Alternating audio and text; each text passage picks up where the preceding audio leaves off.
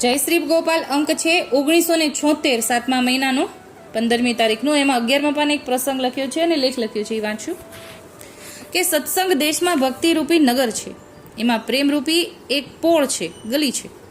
જે કોઈને ભક્તિરૂપી નગરમાં જવું હોય તો પ્રેમની પોળ પૂછીને જજો, તો તમને તમારા હૃદયમાં પ્રેરણા મળશે.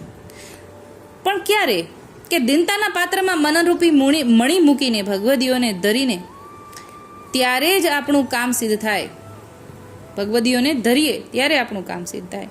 ત્યાં તો એકલો ઠાકોરજી ભજવાનો પ્રેમ જ ભર્યો છે, અને જ્યાં ઠાકોરજીનો પ્રેમ મળે એટલે કોઈની જરૂર ન પડે.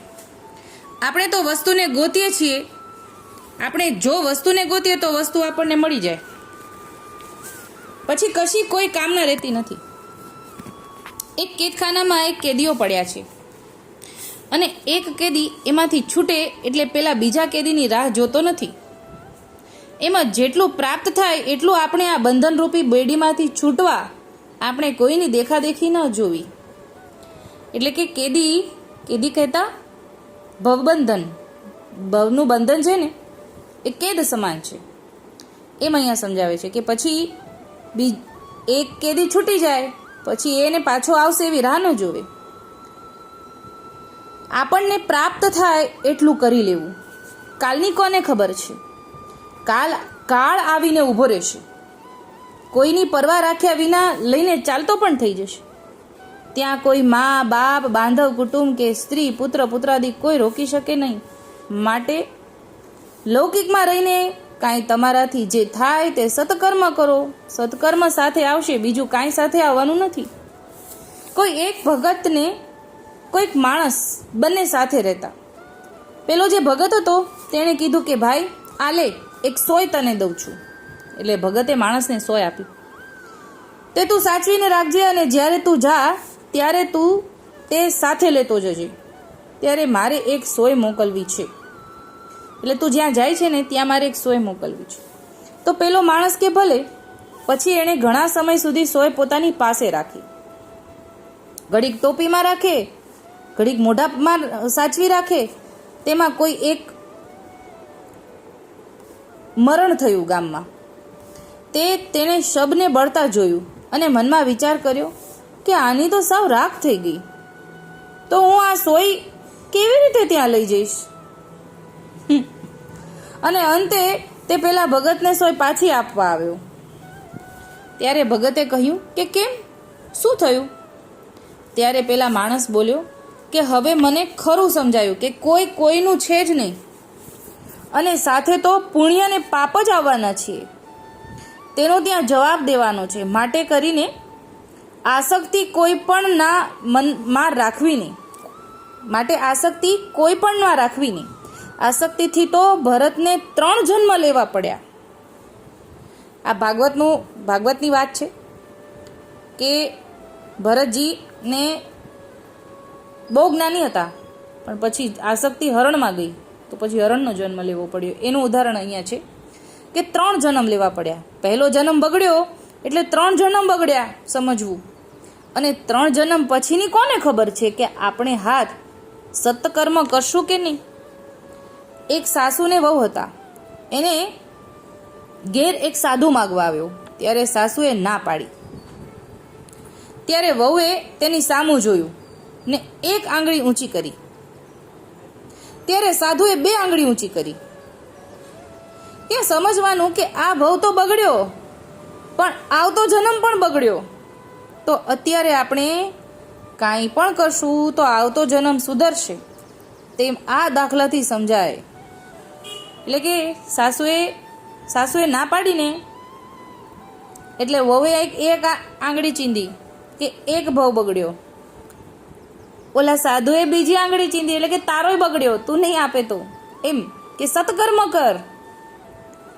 શ્રી ઠાકોરજીએ મીઠો મનુષ્ય અવતાર દીધો છે, તે શેની સારું? કે શ્રી ઠાકોરજીને ભજવા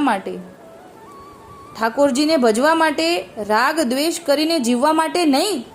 શ્રી મહાપ્રભુજી સમજાવે છે કે કંઈક કરો, કાંઈ પણ કરશો તો ભક્તિરૂપી ભાતું સાથે લઈને જશો. માટે કંઈ પણ વાસના રહિત ભગવદ પ્રીતાર્થે ભક્તિ કરો.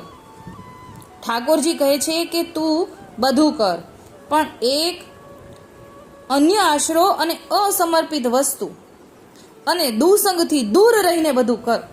ખાનપાનનું મન થાય તો કોઈ ઉત્તમ વસ્તુ રોજ બનાવો, તે શ્રી ઠાકોરજીને ભોગ ધરીને પછી લ્યો, અથવા તો ચરણામૃત પધરાવીને લ્યો, પણ અસમર્પિત અને અન્ય આશ્રયથી દૂર રહો, એ જ વસ્તુ બતાવે છે. આતા ઉકાના પ્રસંગમાં વાત આવે છે કે ઉકા, હું શહેરની અંદર મનોરથમાં હતો, ત્યાં ગયો હતો, અને પછી તો જોઈ લે શહેરની મજા. ત્યાં એક જણને હોટલમાં બેસીને સામસામી બાટલીઓ પીતા જોયો. તો મેં કીધું, આ શું દવા પીધી? બાટલીમાં દવા છે? ત્યારે કે ના ના, એ તો સોડાની બોટલ છે. ત્યાંથી આઘો ચાલ્યો ને હોટલ અંદર ચા અને ગાંઠિયા ખાવા માંડ્યો. મેં કીધું કે અહીંયા તો એકલું વટલાવાનું જ છે, તેથી હું તો કોઈને કહેવાય ન રહ્યો અને સીધો ઘરે આવ્યો. ત્યારે વૈષ્ણવે મને કહ્યું કે કેમ વયા આવ્યા? ત્યારે કહ્યું કે ત્યાં તો દિનતાને રજા દઈને દુસંગને આવકારવા જેવું થયું છે. શહેરમાં ગયા તો દિનતાને રજા આપી દીધી અને દુસંગનો સંગ કરવા જેવું થયું. તો તેવા કોઈ ભગવતીને દિનતાનું ખરું ભાન છે તે કાંઈ દિનતા દઈને દુસંગ થોડી લાવે? એવા અજ્ઞાની હોય એને કાંઈ ધર્મનું ભાન ન હોય. એટલે આ તો સોદો ખોટો કહેવાય ને, કે દિનતા દઈ દીધી અને દુસંગને લાવ્યા. આવું ન કરે કોઈ. ખાનપાનાદિકમાં રચ્યા પચ્યો રહેતો હોય તેને માટે બરાબર છે, પણ ત્યાં એમ કીધું કે દુસંગ અડે એટલે આઘા ભાગો. તો આપણે દુસંગથી ડરવાનું છે. દુસંગ હોય ત્યાં ઊભું પણ ન રહેવું. દિનતાને રહેવાનું નાનું એવું સ્થાન છે, અને મન નબળું ભાડે એટલે દુસંગ તુરત જ ઘરી જાય અને દિનતા ચાલી જાય. દિનતા પ્રાપ્ત કરવા આટલું કરવું પડે. દિનતા કરવાથી તું શું કાંઈ દિનતા મળવાની છે? એવું સમજાવ્યું. પ્રસંગ આટલો જ છે. અહીંયા એમ સમજાવે છે આપણને કે જ્યાં આપણને દુસંગ દેખાય ત્યાંથી નીકળી જવું. પછી ઓલા સાસુ વહુના પ્રસંગ ઉપરથી એવું સમજાવે છે કે સત્કર્મ કર, નહીં તો ભવ આખો જતો રહેશે. ઓલા સોયવાળાના પ્રસંગથી આપણને એવું સમજાવ્યું કે એક સોય જેવું આપણે સાચવીને અગર રાખીએ છીએ, પણ જ્યારે જવાનું છે ત્યારે બધું જતું રહેવાનું છે. એવી ભાન પડી ત્યારે એને થયું કે ના, હવે તો હું સત્કર્મ કરીશ, એવું જાણ્યું. તો આ 3 નાના પ્રસંગ પરથી અને કેદખાનાના પ્રસંગ પરથી એવું જાણ્યું કે આ તો ભવબંધન છે. કેદી જાય, છૂટી જાય, પછી એની ફરીવાર આવવાની રાહ નથી જોવાતી. આપણે જેટલું કરવું જોઈએ, જેટલું આપણાથી થાય એટલું કરીને ભાતું ભરીને ભેગું લઈ જવાનું, ભાતું ભરવાનું છે, એવું આપણે સમજ્યા.